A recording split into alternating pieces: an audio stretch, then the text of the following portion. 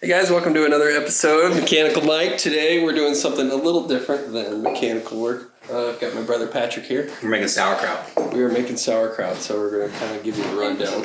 Step one, here's your bowl. Weigh it. You know how much this shit weighs. Okay. Alright, it's tared. Do I have your drug scale? 443 milliliters. Why is it in milliliters? Please give me grams. Alright, 454 grams. Okay, 454 grams. So we do that so that as we add all of our ingredients in, at the end we'll know how much weight of actual ingredients we have so that we can measure out an appropriate amount of kosher salt. You know, about 2.5%. So in the end you take your total weight minus the 454, multiply that by 0.025 to get how many grams of salt you need. So what ingredients do we have today? We got cabbage, green cabbage. We've got some baby bok choy that we're going to throw in. Red pepper. Peppers are always nice because they add a little bit of a crisp. You get a little bit of extra tannin in there and it changes the overall dynamic of the kraut. Carrots are always nice. We've got some fresh turmeric, fresh ginger root, Granny Smith apple. Granny Smith apple, that's a cool. Oh, and we're going to throw in some, we got yellow onion and some garlic cloves. Garlic cloves, especially for kraut, at about 3 weeks you get a development of a different bacteria that's really, really good. Changes the flavor, changes the health benefits and everything. But garlic has some fun ones that develop later on. So, that's what we got. Cool. All right, so what do we need to do right now? First of all, cabbage leaf, always retain the outer couple of cabbage leaves. Ideally with as few cracks in it as possible. We'll use these to hold down material on the liquid later on. And outer cabbage leaves are awesome at that. They just help keep everything under the liquid. If it's not under the liquid, it will spoil, so you gotta keep it under the liquid. There we go. Next up, Michael, you need to wash vegetables. Okay, here we go.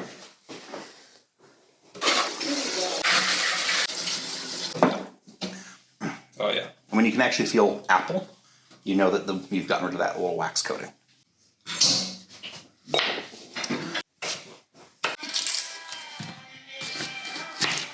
Okay, 454 grams was our tare weight, right, of the bowl. So we've got 2,883 grams. 2,883 grams minus 454. Is that what I said? Yeah. Okay. I'm going to divide by 100 times 2.5. We need 60.72 grams of salt. You should be able to. There. Oh. Now it's zeroed out for this weight. 70.2, right? I don't know. It was on your phone. So we've got kosher salt here. Is that the best option? There are some arguments because kosher salt is good and clean, but it also has an anti-caking agent. So some people think you shouldn't, but I do. Okay. The other option is, some kind of natural salt or sea salt. Do a little bit of both? Sure. Okay. I mean, sea salt has other, impurities or whatever. So it's, yeah. Okay, here we go. You just kind of keep on adding. 13 grams now. 20, 22. Let's put a little bit of this in here. Whoa, that came out quick. 46, 48, 49. I'm getting close. Okay.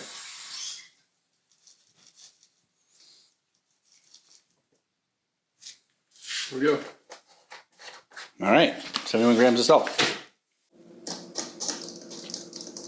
Hi. Squeeze it again, bruise it. There's some juice starting to come out down there on the bottom. It smells really good, actually. Now, I would usually let this sit for like an hour, even 2 hours. Just kind of room temperature, just sitting in the bowl, just because it'll weep more water that way. Okay. But it's late, people gotta go to bed, so you can just skip that step. Okay. And just fill in the jars. And I would kind of go consistently left to right, not one jar at a time, but kind of both. That way you get an even mix in both jars. So I can start filling these now? Okay, maybe a funnel will be a good idea. I do remember that the ratio, the 2.5%, so that's the weight of this combined minus the weight of the glass by itself, times 0.025 gave us 9 grams. So we're just going to tare that to 0, and we'll add 9 grams of salt.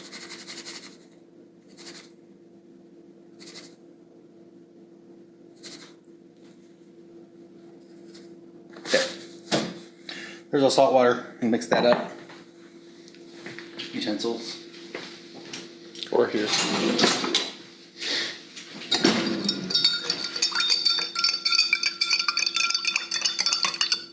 It's not that important to fully dissolve, but you want to get it mostly there.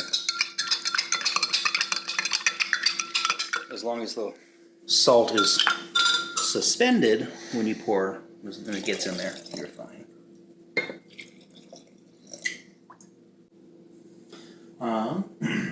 You have Ziploc bags. No. Who doesn't have Ziploc bags? We don't. Okay. I might have one. So there are different ways that you can do this. I have little weights and stuff that will hold everything down. One of the other simple I tricks. got one of your plastic pusher Yeah, we things. use. Where's the? So, the cabbage leaf does most of the work. These help make sure that the cabbage leaf stays down. Now, because we're not as full as you sometimes do, these are actually designed to come up and they hit the wide mouth like that, and they'll hold everything down. In this case, it's just a little extra precaution. Among the tricks, so wide mouth jar. This is a regular mouth pint jar, not pint, jam jar. I don't remember how many ounces or something, 8 ounces maybe. But this actually fits all the way inside and helps press down everything. All right, there's the second one.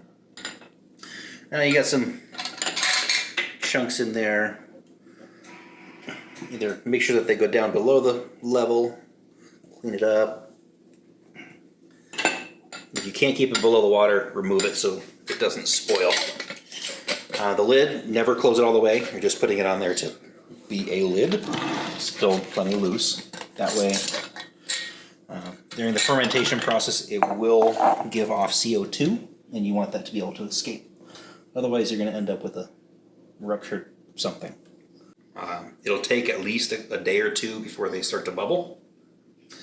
When they stop bubbling, I mean, when you shake it and you don't have bubbles coming out, then I'd say they're pretty much ready to go in the fridge. I always like mine to go into the fridge for maybe 3 days to like a couple weeks before I actually eat it. The flavor will continue to develop. The bacteria stop working, not entirely, but almost completely. So the bacteria and everything, they stall out, hibernate, whatever. But the flavor will continue to develop. Cool. And that's that. So, a week, maybe 2, maybe 3. You don't want to keep it out here on the counter. You want it away from direct sunlight. Okay. Doesn't have to be completely hidden, just away from direct sunlight. Maybe in a cupboard? Probably not, because you never know. I mean, like, depending on how you can get so much CO2 stuck down here that they'll just overflow. Okay. So, somewhere where the overflow is not going to be a problem. If you can put them in like a little glass or plastic pan to catch overflow, and then throw a dishcloth on top of them, that's good. It bubbles up that high enough to overflow? It can. It depends on how much stuff you have, how much liquid you have. Yeah. Right now there's a big gap, but as they rise and fall, it'll expand with all the gas in there. It'll change. You may have to add some more salt water to kind of keep that level up. Again, it's a process, and you have to go through batch after batch, and you kind of get used to it. You figure out what works in your kitchen. All right, guys, thanks for tuning in. Brother Patrick showing you how to make some fermented kraut, I guess is what we're making today. But yeah. Thanks for watching, and feel free to subscribe and check out more videos.